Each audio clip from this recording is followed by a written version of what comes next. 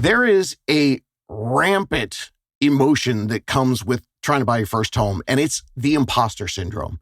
People feeling like they are not in a position to buy, they're not ready, or everything that they're hearing and reading means, oh my gosh, that's totally for someone else, not for me. This is not something I'm ready for. The interview you're about to hear is Sergio and Ali, and they reached out to me years ago, and their story was so compelling to me.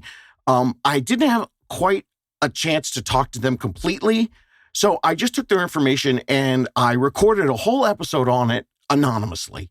I called them Bob, and I couldn't think of a name for her, so I called her Bobcat. And that was episode 276, where I explained that their imposter syndrome was so ridiculously unfounded.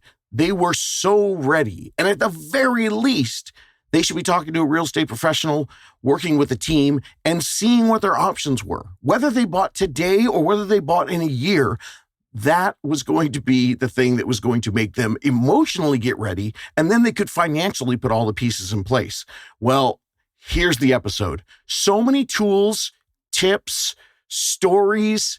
This is an incredible ending to the original question from people who didn't think they were ready, and they learned so much along the way, and you're going to get so much out of this. In fact, there was so much that, stay tuned to the episode, because after we turned off the mics, we kept talking, and they said something else, and I said, nope, that needs to be in the podcast, so it's got an extra bonus clip at the end. How to Buy a Home educates, protects, and connects first-time homebuyers to qualified vetted realtors in their area. Whether you're looking for DIY information or step-by-step guidance, How to Buy a Home is the #1 resource for first-time homebuyers. This is an interview from episode 276, Bob and Bobette. You may know the story. You may remember that I cussed them out at the end of the episode. Bob and Bobette are actually Sergio and Ali, and we had so many conversations about helping them figure out what to do to get started. And now, as of March 28th, I believe was the date I have, they are homeowners. So they've agreed to come on the show. So hello, Sergio and Ali. How are you? Hey there, doing good. Thanks for having us. So are you famous with all your friends and family as Bob and Bobette? Oh, absolutely. We're putting this on blast in all the text threads. Excellent. Okay. We'll get into your story a little bit, but first let's give the homies something that they can digest and use as a morsel and a nugget to help them. What was your biggest aha moment going through the home buying process? For me, it's you need a unicorn realtor. Just full stop right there. You need a realtor that will advocate for you. You need a realtor that will even be a marriage counselor at times for you, navigating discussions. You need a realtor that is willing to go to houses when you're not in the city, take videos, video call you. You need a realtor that is willing to go above and beyond, especially in one of the biggest purchases of your life, one of the biggest transactions of your life. To do this alone, I'm a very independent person. It would have been crazy to do this alone, or to do this with a realtor that doesn't really know their stuff very much. And so just for me, the biggest aha was, holy crap, these people are professionals. These people they know what they're doing, especially if you get a correct one, and they're going to help you along the entire way. Ali, I'm going to get to you. I think one of the biggest things that people don't realize is a true professional gives you all that time and attention, but we have systems to do it. There's an organization to the process. And whereas a lot of new agents that maybe have a lot of time, but they don't have the systems in place to know how and when and what to do. So people think, I can't use that person. They're too experienced. Well, if they tell you they have systems to work with a first-time home buyer, you should get the full unicorn feel. Now, what about you, Ali? What was your biggest aha? I think kind of piggybacking off of that, our realtor was amazing at kind of like giving us the lay of the land, a step-by-step process. So I didn't feel like this huge nebulous beast of a thing that we were tackling. It was little bite-sized nuggets. And I think the biggest aha moment was when we kind of made that financial plan of, okay, this is what we need to set aside. This is how we're going to do it. And this is the time frame. I think it was huge in achieving our goal. That's incredible. Well, let's go back and tell everyone the story. So Sergio reached out to me, and I'm going to say on behalf of Sergio and Ali, because since you mentioned marriage counselor in the unicorn, and I don't know if you were both getting the email, but for me, I just saw Sergio. So it was October of 2024, and he had a bunch of questions.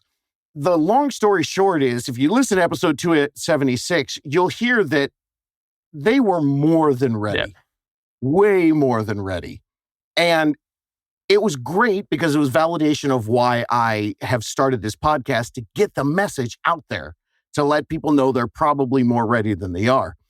But my favorite part of the whole story was the fact that, they had, a $35,000 saved. We've had people on the show who have bought a home with $4,000 closing costs. Their home was like 400-ish grand. And we've had people buy $300,000 and $350,000 homes with $4,000, $6,000, $8,000. So the 35 was plenty. They were in a position where there was a job transition, so we talked a lot about that. Probably why the unicorn being able to do things while they were out of town was so essential for you guys, because it was a transfer out to a new place. But I talk a lot about debt to income ratio, your DTI. Now, your DTI can be, the conservative people are going to tell you want it about 30%. But if you're trying to buy a home with a rent replacement strategy, you got to be looking at potentially a 45%. Some of them will allow you up to 50%. Bob and Bobette, DTI of 6.8% when they reached out to me saying, so we're thinking, after the job transfer, maybe by like next year or later. So in my initial conversations to both of you, how did the mindset shift go when I responded to you? And then most importantly, did you hate me because I was so goofy with you guys going, what the hell? Call somebody. I don't know. I'm a very positive person, I guess. I like to manifest things. I like to say things out loud and say that they're going to happen. And, to answer your question, it was in September. I came down to Austin. We lived in Dallas. I was laying in the lake in Austin, and I was just like, man, why the heck am I not here? And we got out of the lake, and I told Ali, I was like, let's move to Austin, let's buy a house. I had just talked to my friend who had purchased a home. We compared figures of what it looked like for her, and you had warned your user or our fellow homies, don't go off of other people. But that's kind of what made me start thinking, okay, if she could do it, why can't I do this? What are my thought processes behind me that are keeping me from being able to do this? And so I told her, and she's like, yeah, okay. Listen to your podcast for exactly a month. This was September 14th, and then October 14th, I reached out to you. And It was just every day I would talk to her, and she was like, all right, yep, what did Sidoni teach you today? And I'm like, oh man, we need a unicorn today, babe. And she's like, what the hell are you talking about? But I knew that we were in a financial position where we could do something, but we were always under the impression that we needed 20% down for the PMI, that we didn't want to mess with our lifestyle. But we don't make a whole bunch, but we make enough to be comfortable, right? To have a good meal every once in a while. And when you message back, it was, you have this much for rent, this much for your bills. There's 10 grand sitting there on a month-to-month basis. What are you doing with that 10 grand? You're not eating lobster and filet mignon every day. And I'm like, no, I'm not. But, through other financial gurus and stuff, it's like, okay, invest in 401k, invest in IRA. And this is where the diversification of the portfolio came in. And it was like, okay, we can look at this house as an asset. We can look at this house as another item in our financial plan. And I told Ali, and that's when I reached out to you. And there was zero animosity at all. I was so stoked that you were real, that you reached out to me, you texted me. It was just a very surreal moment where I just needed that kind of push that, no, this is possible. You tell me after every episode you can do this. But that message that I received from you of, dude, what are you doing? Just save money and we can get there. It just made a complex nebulous clouds have a good first step. And indeed, we were able to save about $4,000 a month for the following 4 or 5 months. And then we were able to purchase a home. Somewhere in the middle there is like 30 seconds that I'm going to cut out and use forever, because your transition of thinking, which had nothing to do with the sales pitch from anybody, it was just me helping you shift your mindset to the diversification of a portfolio. Some of you out there might be thinking, well, good for Bob and Bobette that they got 10 grand extra a month. Maybe you have $1,000 extra a month. The point that Sergio said so eloquently is that in today's society, you're going to be paying high rents for a long time. So a home is an extra asset. It's not taking away from your retirement. It's actually adding, especially we consider how much that you would spend on rent. Ali, where were you in the beginning of this? Yeah, I can't tell you how many partners are like, really, Sidonia again? I hear that all the time. So where were you in the beginning? And, you were thinking about a job transfer. Tell us about that too. So I think that, as Serge described, it was very much just like a light switch moment for him where he was like, I want to move to Austin and we're going to get it done. I don't know how. And then I started hearing your name. Hey, Sidoni says this, Sidoni says that. And I'm like, who the heck is this guy? And how the heck are we going to make this happen? And it was a challenge for many reasons. It was going to require a job change on my behalf. It was taking a huge mindset shift. And I admittedly was not listening to your podcast on the daily as Serge was. And, I think that it took me more time to get to his level. But yeah, I think I just kind of warmed up to the idea again as I started seeing that stepwise plan of, okay, this is what our financials look like. This is the plan forward. Oh yeah, we do have an extra, chunk of money we can set aside. Yeah, I really wish that I could explain the finances in a 30-second video, but it's a lot. And so it takes the dedication / little craziness of Serge and people like him to get that detailed and listen to it. So it is a great story to know that, hey, I was in a lake and decided this city's bitching, I want to move here. But there were some real factual, practical dynamics that had to happen for you guys. What were your first steps, considering you were thinking about moving to another neighborhood? Or another town? What did you do to continue to research that? And when did you get your unicorn team involved? Yeah. We're fortunate to have some friends that live in the Austin area. So we've had a few opportunities to kind of scope it out a little bit. So once we decided that we wanted to move and buy, we started going and literally just driving around neighborhoods that our friends had recommended or that we had interest in based on our research.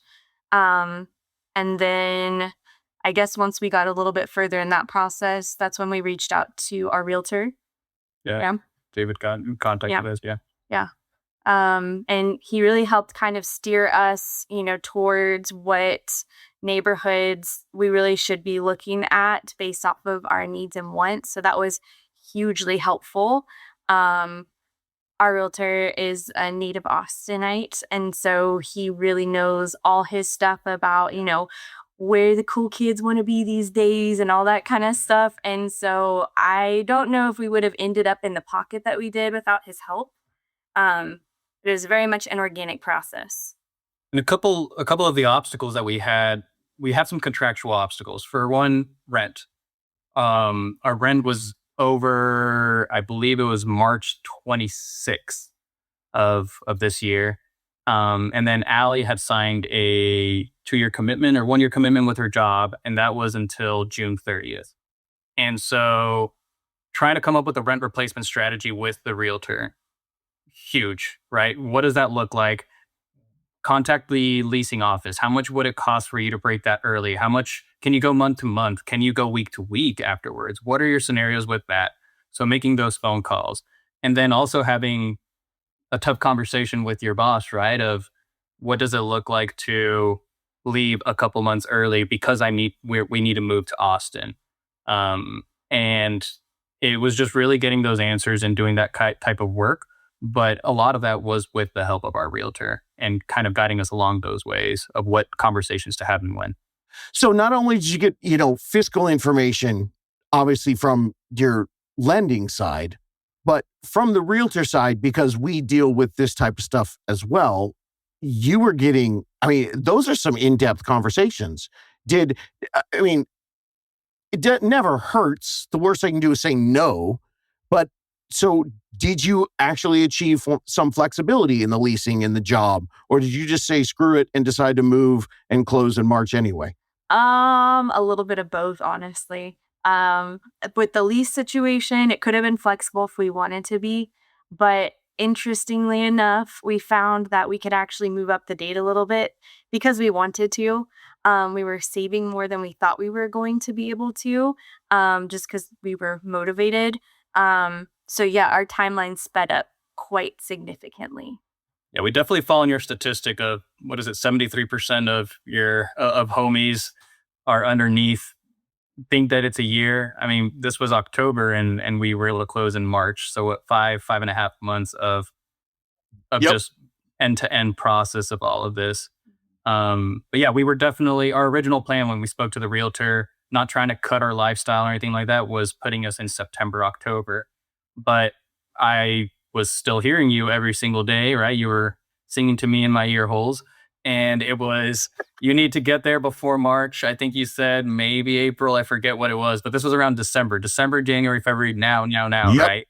And so that kind of kicked us a little bit into high gear of, all right, like what is the worst case? And we found ourselves in a very fortunate situation where I think our lease was up the 27th and we were closing the 28th, which is unheard of, right? Which is just perfect. But even with that, we decided to give us an extra 2 weeks. And so we talked to the leasing company of our of our apartment, and they gave us an extra 2 weeks prorated. We were able to just pay those 2 weeks just to have a more relaxed move. We didn't know what that was going to look like, and signing and getting the clear to go into the house and everything and the keys.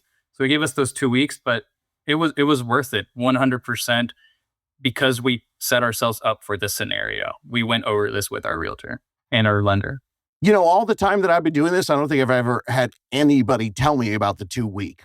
I know about it, but it's such a great tip to go ahead and ask. And the combination between talking to a unicorn realtor who's done this for hundreds of different first-time home buyers, the interesting thing is you can do 100 different transactions with a first-time home buyer and have 100 different stories, tips, and techniques. So it's not like we're repeating the same stuff over and over again. We're learning and we're continually finding things because landlords and leasing companies change their policies and procedures all the time. Jobs. You think buying a home in 2019 or 2021 was the same pre-pandemic and post? Everything changes.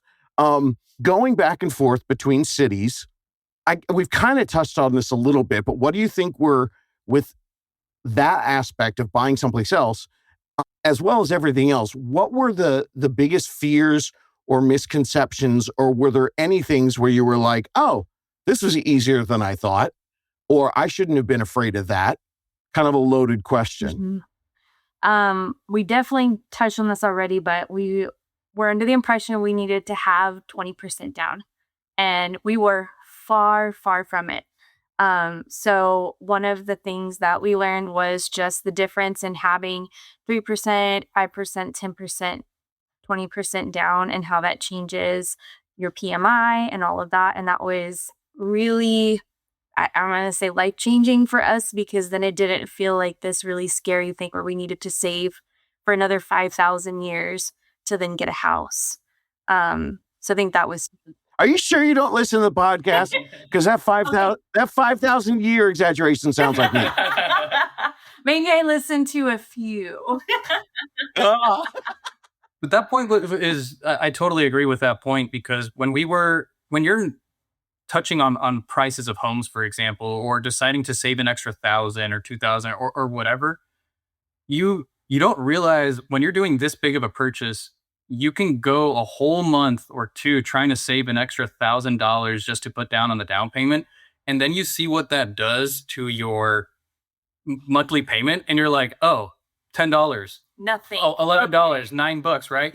But the thresholds Yeah. that do change, at least I'm not sure if it's nationwide or in Texas, is that PMI, that 3%, that 5%, and that 10%. You're going to have PMI in all of them, but they're brackets basically. So between 3 to 4.999, it's going to be this much PMI. And then 5 to 9.999, it's going to be this much.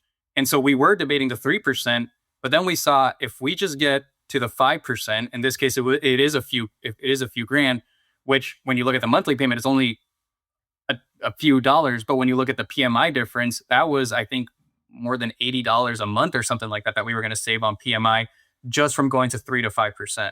So really, yeah, the difference between just down payment for monthly payments and then the down payment in terms of PMI can have a big impact. Hopefully I said that right. No, you totally did. And it's so fun because like being in this for 20 years and doing this in Southern California and having to, be rubber band man and bend over backwards to try to help people because, the affordable home is right now $750,000. So, I've been doing it when, when I first started, we're 400,000, but that was insane back then when I first started. But because of that creativity, I've been saying this forever, and now I'm starting to see all these real estate people come out with, the advantages of a low down payment option, keeping your cash and paying PMI. But the technical part that you touched on, Serge, is so important because where you're looking at the differences between the 3% versus the 5% versus maybe even an 8% down payment if it adjusts your PMI that much. And again, your PMI also is going to be on your credit score. PMI is hugely attached to credit score. So if you can jump one of those 20-point tiers from 680 to 700 or from 740 to 760, that's going to lower your PMI as well. Okay, I already asked you guys about where you found the podcast. You like walked out of a lake and put on your headphones. I got it. The question I always ask people is did you buy sooner than you thought, and were you uncomfortable with that feeling? I think we know the answer to that. At what point along the way when you were searching, was it in the reassurance that you could find the neighborhood you wanted for? Was that more reassuring, or was it we can financially do this? Were you just following Sergio's "we can do anything" and just going for it? I'm definitely more of the pessimist out of the two of us. So I think the voice of reason is really what I would like to say sometimes. But I think that we got to a point where I understood that, yes, financially we can do this. I think the moment where I was like, okay, this is good, is when we started going and actually looking at homes and neighborhoods that we could afford and seeing what that would afford us exactly. That's when it started becoming like real to me, so to speak, because before it's just like, okay, we have this number we're trying to hit. Okay, yeah, we want to live in this super cool place called Austin, but where in Austin is this going to be? What type of house is this going to get us? We also had some really interesting discussions. We found out that Serge and I have different definitions of like what a quote fixer upper is. So, his was very much like a more like what I would look at as pretty dilapidated tear down situation. And then for me, it's like, okay, we need to do, the floors and, maybe move a door, simple stuff like that. So that was very interesting to go through with him as well. Oh, I love a good fixer upper, but I think that's where the marriage counseling portion of the realtor comes in, right? And why you need a unicorn is he was able to manage that conversation very professionally. It was like, well, let's define what this means to you. What does sweat equity means to you? And we found out, Ali, we're moving to a new city. It's our first home. I want to at least feel comfortable sleeping inside of the house and not being any creepy doors. Go figure. Did we check for ghosts? that kind of house. And I was all like, let's tear it all down. Let's break down these walls. And our realtor was able to be like, all right, Serge, I respect that. But at the same time, you are a first time buyer. Let's get you something, a little bit more appropriate for where you're at. Maybe we can look at this as a second property. Still respecting what I wanted though. And at the same time, managing Allie's kind of, you weren't full on, it needs to be perfect, pristine turnkey, but No. just finding that balance between us. Realistic. Understanding what I know about Allie so far in our conversation here, I'm guessing she wasn't scared of ghosts, but maybe she was scared that the pipes would burst and your home would flood while she was asleep. Absolutely.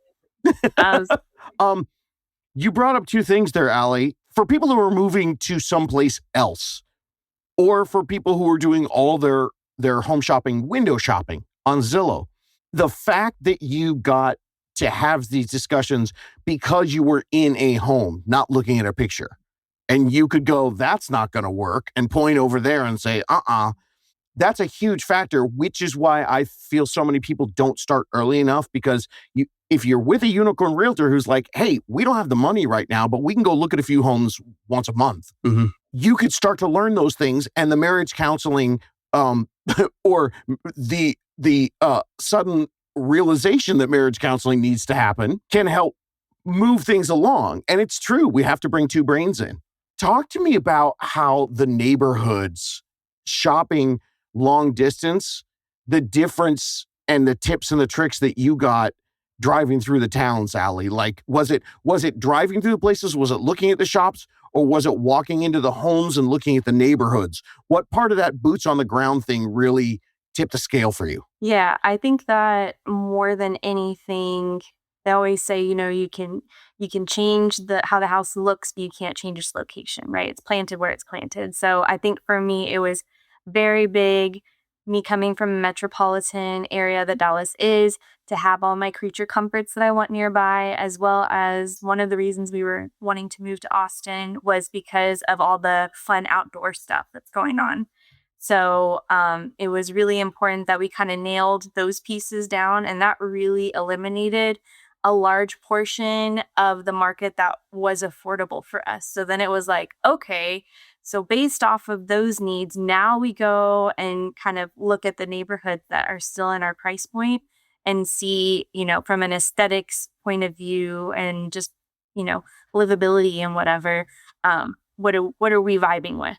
Being there obviously creates a different vibe. I mean, there's a difference between looking at something on Instagram or looking at something on the internet and, being there and putting it on your Instagram stories. You can tell a lot more when you're there. Absolutely.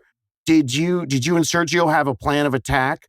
You mentioned talking to your friends. Did you guys do a lot of exploration time? Did you go try some of the outdoor places that you were looking at, or did you just drive around and find them? Yeah, absolutely. We came down, I would say probably maybe 4 different weekends and stayed with friends. And we did the whole drive around with our friends for a little bit. Hey guys, what do y'all think is cool around here? What do you guys like to do? And then Serge and I went and did our solo drives where we went and looked at, some things that I found online. Before our trips, we would kind of make a game plan hey, we want to go hang with our friends, but this is also a business trip. So we need to, plan the times of the day that we need to go see things. And I think it was really helpful to get, both the inside of our friends and our unicorn realtor. Yeah, I think that was key. I think it's a great point. Write that down if you're someone moving to a new area. Make trips with friends and family, but keep it a business trip too. What about you, Sergio? What was the boots on the ground experience like for you? Exhausting. Yeah, I am a person that I need a specific thing. I will go to my specific shop where I know they have specific thing. I will go to the aisle, grab it, and then check out. Allie is not condoning this behavior, but let's buy 5 of the same thing in different sizes or different colors and return 4 and keep the one that I like. And I am patient, and sometimes I'll return all 5. So just touring more, after the 3rd house, they just started looking the same to me. And I was just at the point where I was like, whatever the wife wants, whatever. But, that's not a good attitude to have. This is a very serious transaction, and so even though you're exhausted, even though you don't want to look at another home, this is where you're going to be planted for a few years, right? And so you want to make sure that it fits really well. But a big tip that I have for the fellow homies is to keep your filters less strict than you think. If you're on Redfin, if you're on Zillow and you're putting 3-2, yes, whatever other no HOA or whatever needs a pool and these things, you really don't know what you don't know. This is the first time you're purchasing a home. You think you know what you want, and you're probably 80% right, but there's a lot of things that you don't really know. It was thanks to Ali keeping an open mind and continuing these things that I think we were even able to purchase or find the home that we found and find the one that we really, really like. And the way that went down is our realtor set us up with an MLS login. And so we were able to find houses through that. And we would get daily updates of new properties come in, new properties come in. And it came to the point after our 4 trips where we had basically exhausted most of our options in the area that we were interested in. And I actually hit a little bit of a low point. I was like, dang, I mean, we can afford a house, but we can't afford the house. And I was using the MLS search, which had the criteria of single family home, 3-bed, 2-bath, and I forget what other criteria. Minimum 1,200. Minimum 1,200 square feet. And Ali was still using Redfin, following your advice of just looking at sold homes, right? But at the same time, to get a feel for the area, to get a feel for the prices, but then would switch back to what's available, right? And what was crazy is that our house is actually registered as a standalone condominium. Oh, God. Sorry. You have no idea how many people miss houses that are amazing for them because they use the single family only. Yes. And it sucks that you have to delete a million condos. But once you do it the first day, all you do is you delete a couple a day because there are tax laws that if there's any slightly commonly shared area, it has to be identified as a condominium, and each MLS has different rules about it. And that was exactly it. The MLS search that we had with our realtor didn't have this property listed. And Ali had it on Redfin. And so on one of our trips, it was just like, I have this property. And I said, that property doesn't exist. And it was a bit of a confusion because I called the realtor. I was like, Ali sees this on Redfin. The MLS doesn't have it. And Chris, our realtor, was like, well, that's because that's considered a condominium. It's not a single family home. And we went to the property and we're like, it sure looks, smells, and feels like a single family home. Tell me it's not a single family home. And to your point, it's some administration registration that you had to put this property down like that. And so just being open to that, right? We thought that we didn't really want an HOA because it's, the rules and everything that come with it. But there's also great perks that come with the HOA, right? I really enjoy running and I enjoy my walks, and I don't want to have to avoid 20 cars parked outside of a house or, a bush or a wheat or grass is growing on the sidewalk because they're not clearing out their sidewalks, right? So there is a little bit of a balance. You do have to deal with more admin stuff, but even though we originally said no HOA, we're in a property that does have an HOA. They have yet to bother us, hopefully, knock on wood. But we are finding that we actually didn't mind the HOA as much as we did. It was just all what we heard culturally speaking of the HOA nightmares and stuff, right? And so just be open to the properties, especially if you don't live in the area. You don't know what the city's like. You don't know what the homes are going to look like. Preach, brother, preach. It is the hardest thing for me to explain to people, and I understand, especially now in the world of social media. The negativity that comes about 20% down, I can never buy a house, I'm just going to rent forever. The negativity that comes from HOA suck, they're the worst thing ever. There is no positivity side of people just posting stuff. But I guarantee you it's 100 to 1 because the percentage of homes that, including single family homes that do have an HOA, creeps up every year. I mean, we're talking like close to 50% of everything. The world isn't without HOAs, and the world is going to be with more HOAs in the next 30 years. So sucks, but also if you're using your home as a stepping stone, so many things. Okay, I want to get into this a little bit more. I didn't know where this interview was going to go, but I want to hear your take on the inventory. But before that, I am going to take a second because there's something really weird that I noticed with you guys. Talking about the marriage counseling and how important it is.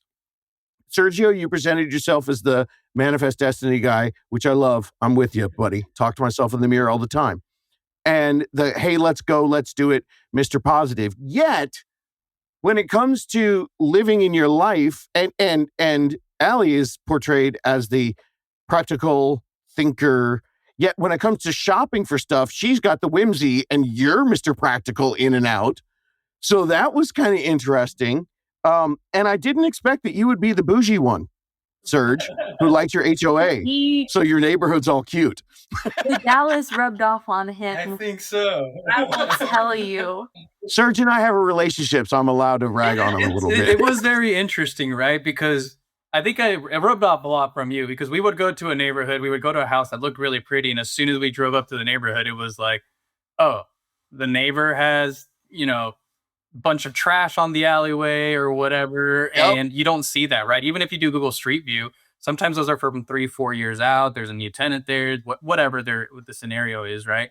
And so I was starting to value. I was like, you know what, you're right. Like every time I pull up to my house, I don't necessarily want to see a pile of trash. I want to feel good. And dude, that is a bougie thought, right? Totally. I love that you're poking at that, but yeah, that's a good point. Yeah, but bro, you can afford it.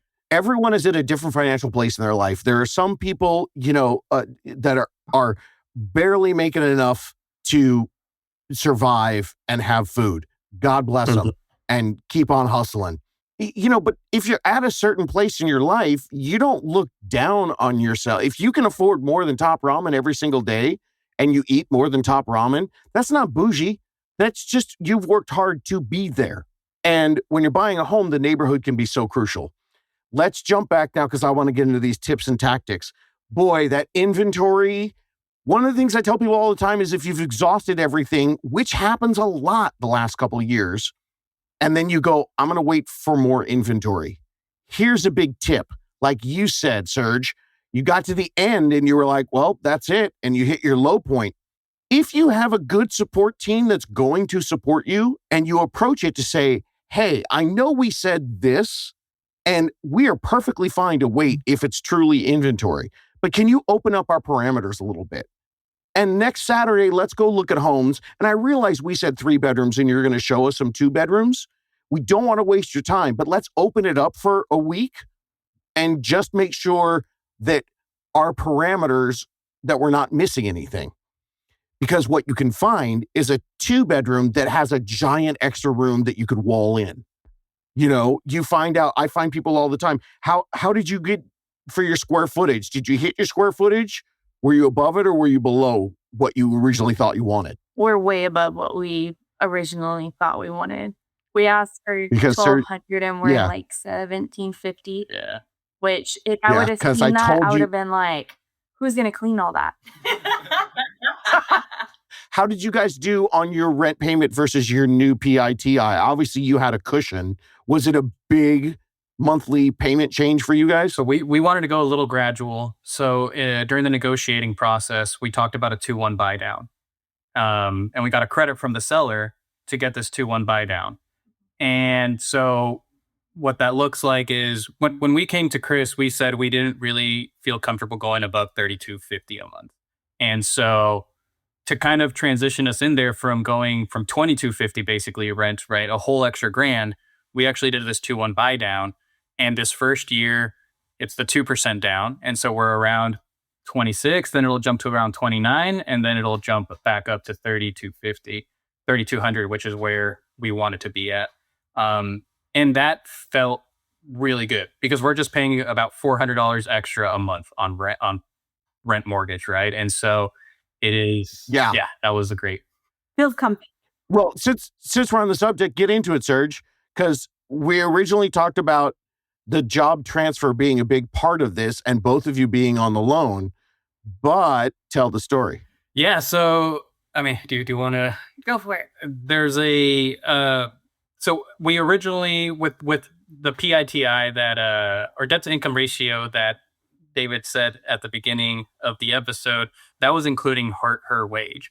I work remote, so I'm able to go anywhere in the country and move cities. There's no issue. But with her profession, she needs to be in a specific location. And so when we were in the process of talking about this, we continued with both of us on the loan. It got to the point where they will ask, well, what's Allie going to be doing when she's down in Austin? And we said, well, we still need to find a job. And that complicated things because you need at least an offer letter, right? Sometimes you don't need the 2 years prior to. And I think you have an episode on that dropped recently. Most of the time, you don't need the 2 years too, as long as you're taking it in the same field. Yeah. Depending on what kind of loan you're getting, you might need a couple weeks paychecks. But Serge, you are correct. Oftentimes, you can be at one job, not even starting the next one yet, off for a couple weeks. But if you have an offer letter, it's like you've continuing the same job with the same amount of years. And we didn't even have that offer letter with Allie. And so this was just, again, being transparent with your team. They're here for you. You are the owner of this transaction. They're working for you. And you really need to get into that mindset of, I have these 3 scenarios. I have this scenario. Sit down with your lender. You know, if they're not going to be there for an hour conversation, 30 conversation, if they can't make time for you within a couple of days, get yourself a better lender because you are trying to get to a point where you can do this. And we really worked out the numbers. And to my surprise, we didn't even have to include Allie in the loan. It's just underneath my name. She's still on the title, so it's still under both of our names. But by removing her lack of forecasted income because she has to transition out, that also took away some of her debts. The debt to income ratio is now around 18-20% just on my end once we removed her, but that still put us in a position where we could qualify. So you really don't know what your scenario is until you put everything on the table with your lender and you talk about all these scenarios. So when you guys first thought about this and you walked out of the lake like John the Baptist and we're like, here we go. That is how he describes it, isn't it? Flowing hair and everything. And you said to Allie, lo, I have seen the vision. We are moving here. Did you contemplate any of these or what any of these potential options that you eventually got to with your unicorn lender and realtor? Or did you start listening to the podcast thinking we're going to have to do the big down payment, we're going to have to do both of us on the loan? I think right off the bat, I was thinking that I was going to need to find a job prior to moving, which sounded very stressful and like a huge hiccup for us because I am very much a planner type person and I want to enjoy where I live. And so it's hard to choose a job when you don't know where you're going to live. Right?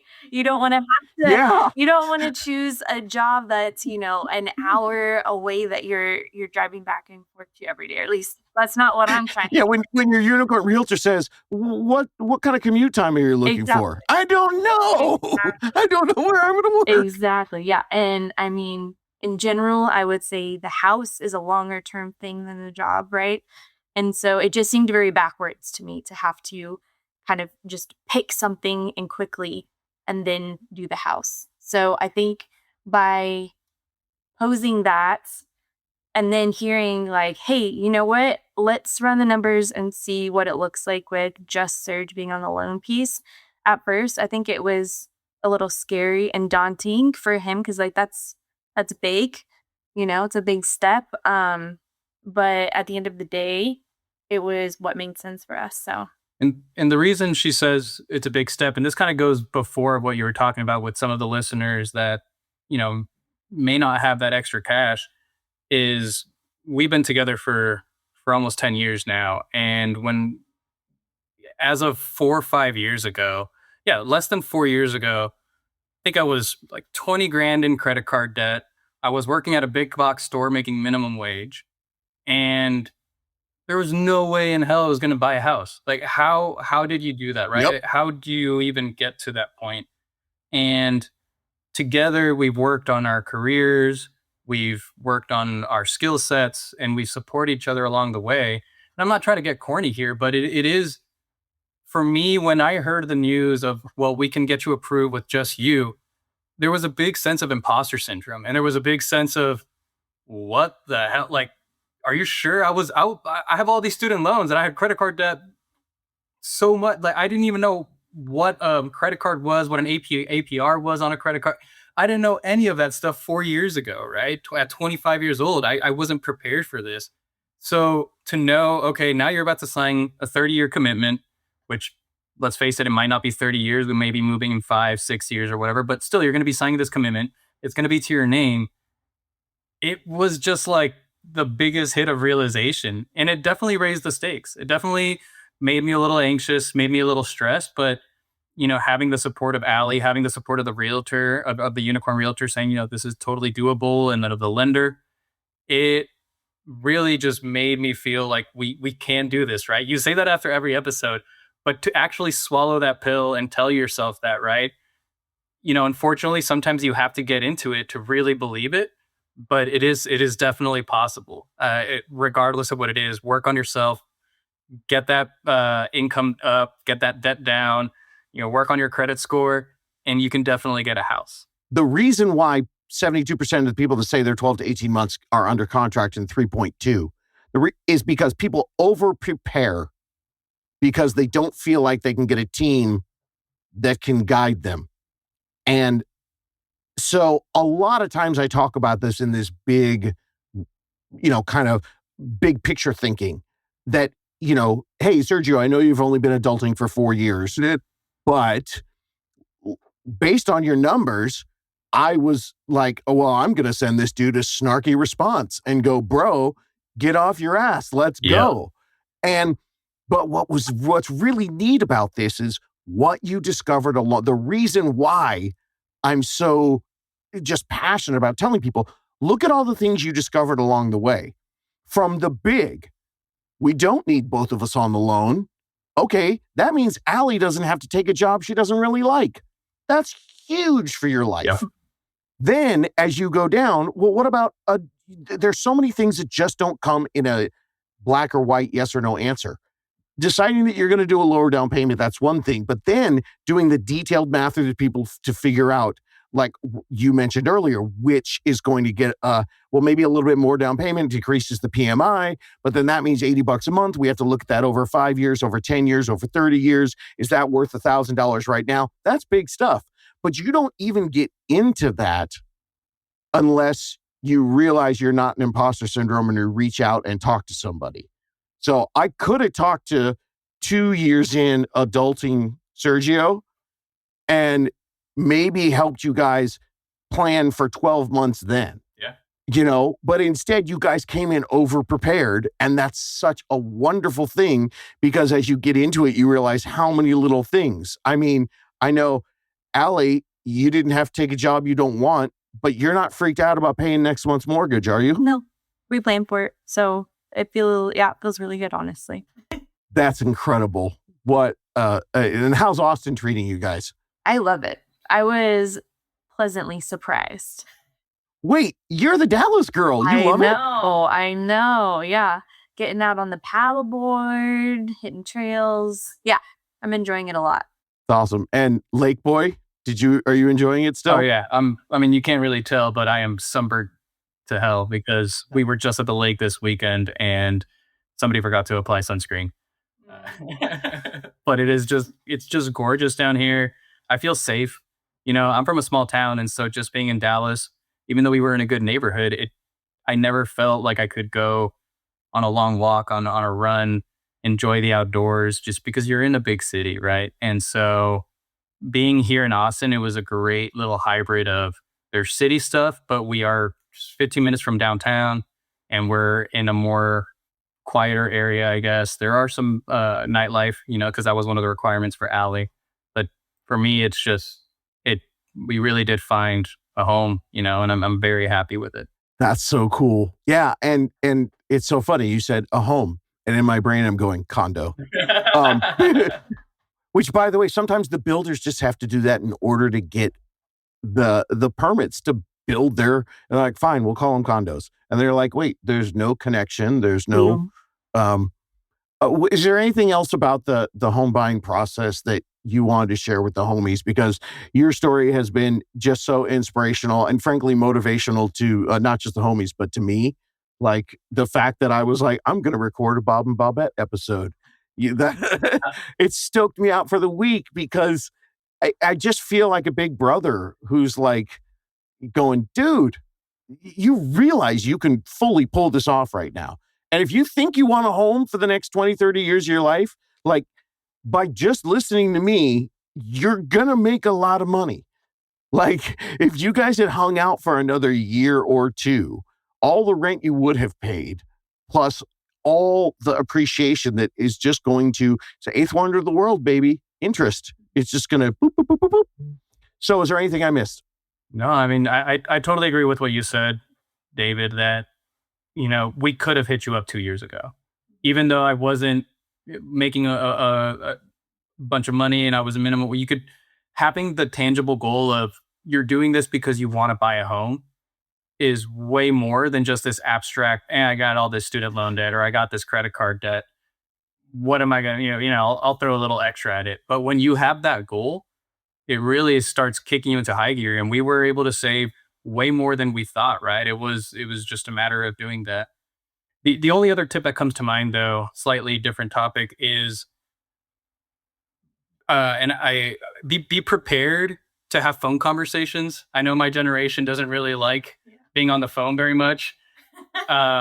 Be prepared and also work on your organization skills and have a notepad and a section in a notebook ready where you can jot down notes, because you are going to meet a whole bunch of people.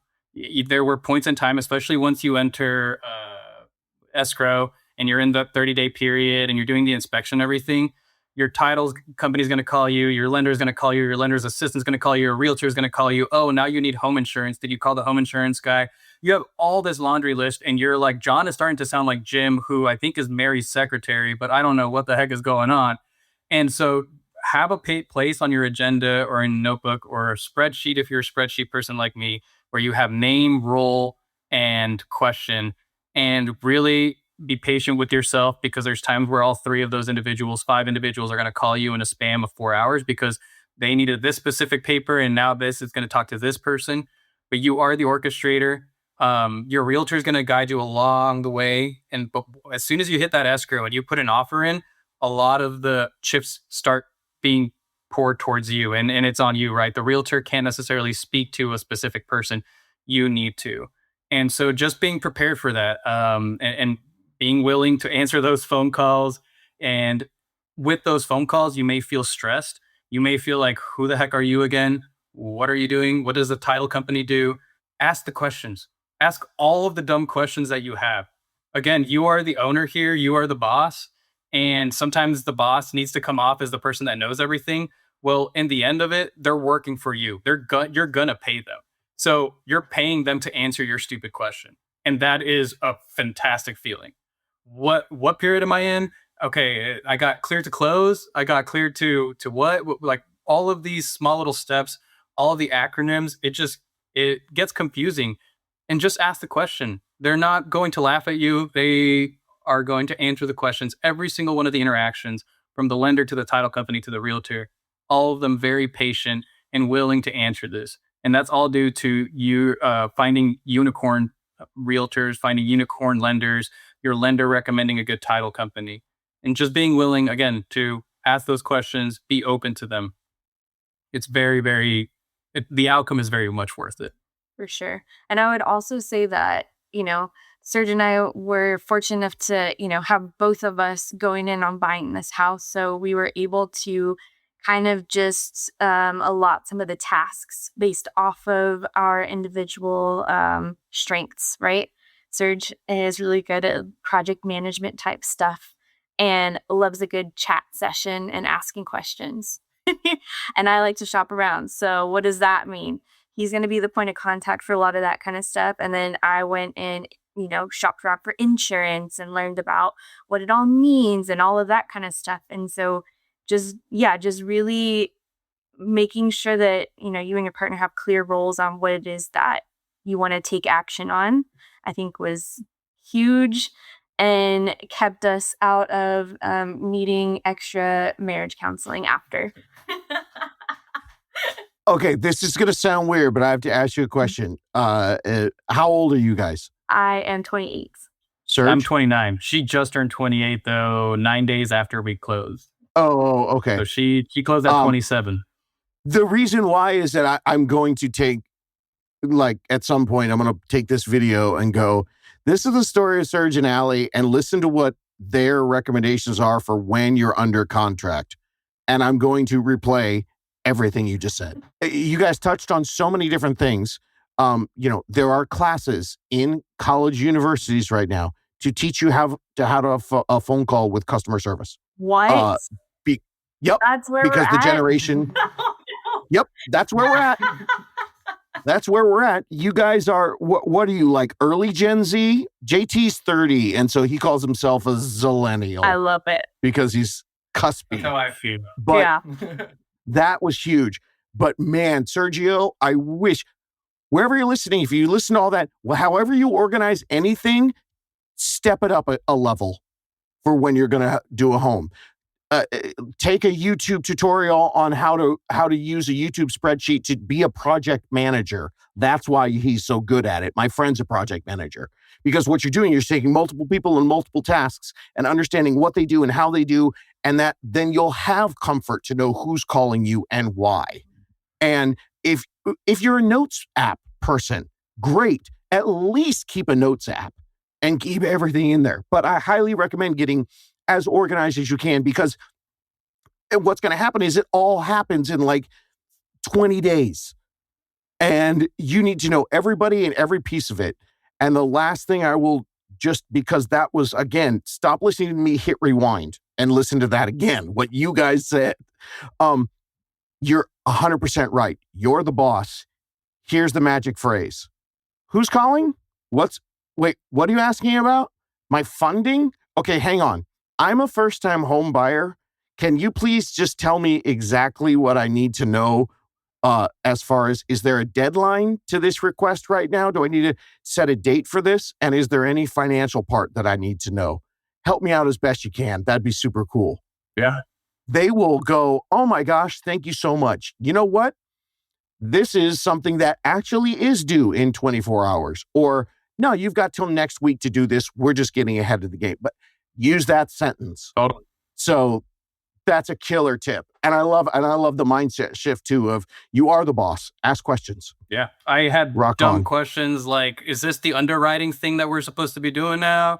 Are we in the 30-day period, or where are we at in that whole 30 days? Like, it's because you hear these things throughout the podcast and you really don't know. I think listening to your A through Z episodes were very helpful, because it at least gets you some of the vocabulary. It at least gets you there. But unless you're a pro at this, you're going to be like, oh, I remember learning about this, but what is that again? Sorry, and just ask it. Really, they're not going to laugh at you.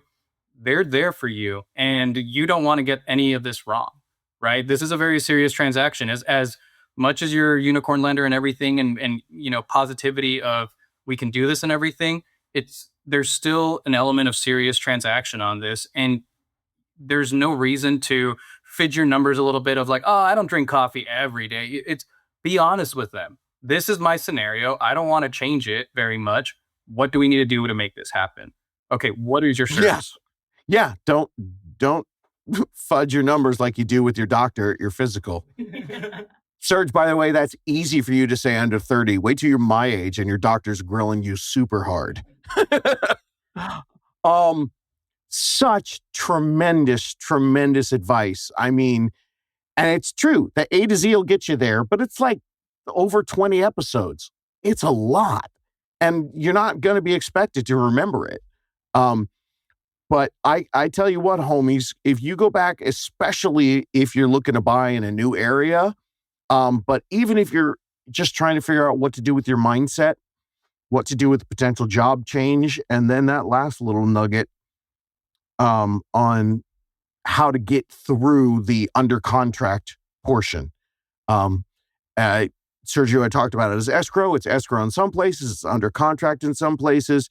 It's with a lawyer in some places. See why you can't get this from Google? It's different everywhere, man.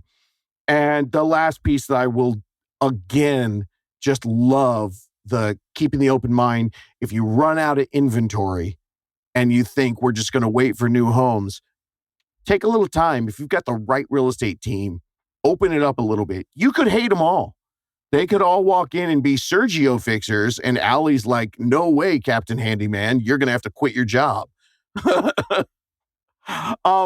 Guys, Bob and Bobcat, stars of the How to Buy a Home podcast.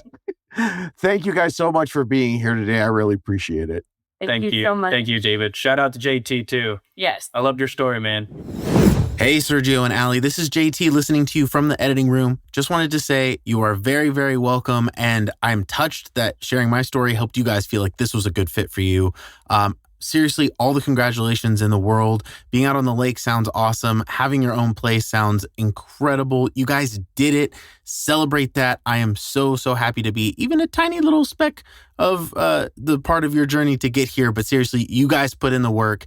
Celebrate that. I'm so happy for you. All right, back to you, David. And I'm sure you're about to say something really nice about me because you love me. Right, buddy? I forgot. I was so busy writing notes. I forgot that after months and weeks of texts and conversations that you told me the thing that pushed you over the top was listening to JT when he hijacked my podcast and he did an episode. So once again, screw you, Bob. Thank you. Did you really think I was going to let Bob and Bobcat go and we weren't going to talk after I turned off the microphone and come up with another, oh my God, we should have said this on the podcast moment? Sergio, tell me what you just said about Chris, your unicorn realtor, changing your mindset on real estate as a whole. I mean, part of your spiel, or recommendations and how you view a home is you're diversifying your portfolio. You're looking at it as a way of, having a different source of assets, right? And we originally were thinking, okay, we can get this house and then we can bump over to a bigger one and then we can bump over to a bigger one, we can sell it. But our realtor is so forward thinking, so much looking forward to our financial success because there's enough wealth for all of us that he is pushing for us to, let's start saving now and let's get you a second property so that instead of needing to sell this first one that you got, even though it's not in the best school district, it doesn't tick all of the boxes that you want, it will be appropriate and applicable for a renter. And so why not just set this house up in a manner that you can start renting it out to people and then you move on to a different house? Let's get you away from the thought process of just needing to scale up, which is totally appropriate, but really let's get back and applying those rich dad, poor dad principles. Yeah. And seeing how we can use real estate, not just as a way of diversifying the portfolio, but really as an investment. Beyond just your one house as a way of stepping up to the next one. How can you look at this as passive income in 3-5 years? And that is a big key difference of what a unicorn realtor does. One will just get you inside the door. The next one is looking for your business for the next home or for the next major purchase or for everything. I mean, if we needed a painter and I just hit up my realtor and I said, do you have a good painter? Here's the painter. Everything. He is very knowledgeable. He left the door wide open for us to be able to hit him up for any kind of query that we have on the home buying process. Or just house related things later on down the line if we need some kind of professional to help do work on the house, whatever we need.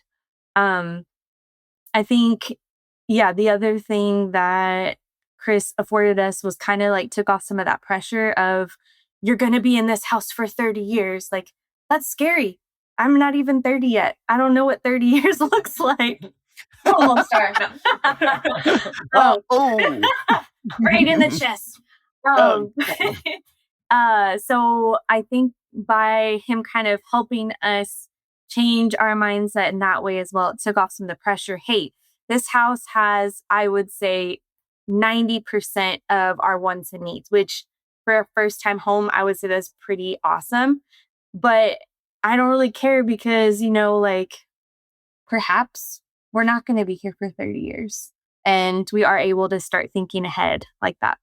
Can I tell you that the reason, so you come in and your unicorn realtor, Chris, has been an investor in the past. And his original story is one of the old podcasts. JT, find it and put it in the show notes because his story is amazing. He was in college and he was the one who paid the rent. and the landlord called and said they're selling, and he's like, hey, maybe I can buy it. So he called his dad, he bought the house, didn't tell his roommates, and kept collecting rent checks from them. I love that story. And my other realtor in Austin, because there are only 2 unicorns I've got out there, he's helped my friends buy investment property going back as far as like 18 years. And what's so interesting is, Sergio, you came to me and said, yeah, you're kind of skeptical about stuff. And you were surprised that, some random cringy old dude would call you back and would answer your questions. It's weird. And you're right to be skeptical and be guarded. Trust but verify. Verify first, then trust. I just want to tell the skeptic, a realtor who's talking to you about those options when you buy a home, they teach classes to real estate people to get a first-time home buyer into a home as soon as you can and just get them whatever you want. And then don't worry, they're going to call you in 3 or 4 years when they outgrow it. And then you get 2 sales because you get to sell their home and help them buy the move up. So by Chris understanding your situation and your unicorn giving you that, he's costing you money down the long run because you're not going to ask him to sell this place. Right. You're going to, and you said you already said he's your Google. You're going to go to him for anything. But it's when you're working with someone who truly has your best interests in heart, that mindset shift is not just for this one moment. It's for everything, including making sure you use the right painter so that you retain value and, potentially looking at being a renter down the line. And nothing makes me happier because Sergio, here you are saying 4 years ago, you had no clue about this. And bro, now you own a house and you're like, yeah, we're going to keep this first one and probably rent it out before we go do our next thing. Oh, man. No, yeah. You are no imposter, buddy. You are no imposter. Right. And I wish I didn't sound like an ad for you or anything like that, David. But yes, like if you're listening, like, please, David's legit. He helps. He helped us so much by finding us this unicorn realtor and just being that voice, being an extra resource. I'm a skeptic. I don't think people are actually out there trying to do this, right? But not once did I see a single invoice from David. I didn't see a single cent come out of my bank account go to him. It was legitimately a person that wants to help you. And he did exactly that. And we found Chris through you, David, and Chris has our business for life. Any person that I have a friend that is trying to purchase a home, refer them to your podcast. If they're moving to Austin, I'm referring them to Chris. There's no reason why I wouldn't. And that is the type of person that you want to be able to have on your team, right? How neat is it to have a person that you can refer in whatever circumstances because they do not lead you astray? It's rare in these days, unfortunately, but it is legit here. So please, if you're thinking about hitting them up, do so because you may be in the position that we're in. And just like all the decisions that you guys made, including opening up your search a little bit just in case, if you feel like you've hit a stop sign, try us out. It's free. Yeah, absolutely. You can meet with a unicorn and that's free, and you can decide not to hire them.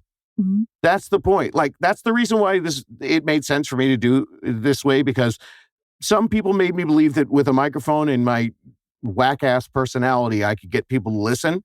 And then you add on top of that the fact that I've been doing this a long time. I just know the right people. I don't do a lot. I just teach you guys what to do. And then I introduce you to people who are doing this at the highest level.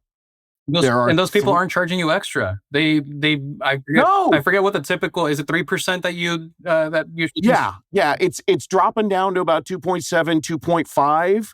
They don't charge you anymore. That's the thing I tell people all the time. It's like, if you get arrested for something, if you want to hire the celebrity lawyer, they're $10,000 an hour, or, maybe $5,000 an hour, or whatever. And your regular lawyers are $400, $500 an hour. But you can get the most expensive service for the same price because usually the seller pays for it. And that was our situation here, is the seller paid for it. We didn't see any, it's just, it sounds like a gimmick. I know it does because I still don't believe it, but really, like, there's nothing that came out of my pocket for sure. For neither David nor Chris nor anybody that I know of, right? It was just my closing costs. And you have all of your documents. You will get those papers and you will see that there's no funky transaction. There's no this asterisk of $500 going there or whatever. It's all straight. Not like my damn cell phone bill, right? Yeah. Where there's that. Nobody opened the tipping app on us at the end. Yeah.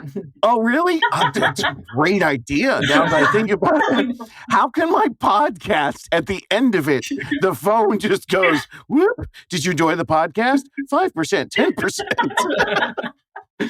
Oh my goodness. Oh, I love it. Well, I now have to officially end this because grand total we're over an hour, but I really do appreciate that. And if you do really want to understand how the unicorn, JT, again, I don't have the list in front of me, so you got to put the unicorn, how a unicorn works episode in there. That would be episode 275. That's the unicorn disclosure episode. It explains all about how the unicorn referral system works that we've been talking about here. It starts exactly at 12 minutes into that episode. The beginning is a market update, but you're going to want to go to 12 minutes exactly, and that starts the whole explanation. And while you're chilling around the late 270s, you can go forward one episode to 276 and check out the original Bob and Bobcat episode. Now you know that they're Sergio and Ali, but that was the original episode where their question was told anonymously, and that's where David broke down their initial situation. If you're also interested, you can go back one episode and go to 274. That is the episode that Bob and Bobcat, aka Sergio and Ali, listened to that I did actually about not being able to buy a house. Confused, right? I mean, I listen to this podcast all the time. So if you're interested, you can go check that out. Yeah, apparently that was just better than all the rest of the 273 episodes David had done up until that point. I mean, I might be biased, but anyway. There you go. Back to you one more time, David. I cannot thank Sergio and Ali enough. Such an incredible story. Appreciate you guys, having the trust in the system and being cool when I made a whole episode about you not using your name. They actually wrote me after the episode and were like, that was awesome, dude. Thanks. If you've got questions about this, you can always go to howtobuyahome.com. Ask me any questions about Bob and Bobcat or Sergio and Ali, or you can just ask me directly for a unicorn. And don't forget, if this is helping you in any way, please rate and review the podcast. It helps to get our message out to more people so we can find more Bob and Bobcats.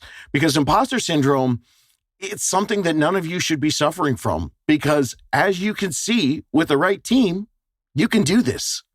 Looking for more DIY education or your own personal step-by-step guidance through the home buying journey? Since 2019, How to Buy a Home has been the #1 resource for first-time home buyers. So visit howtobuyahome.com to get started.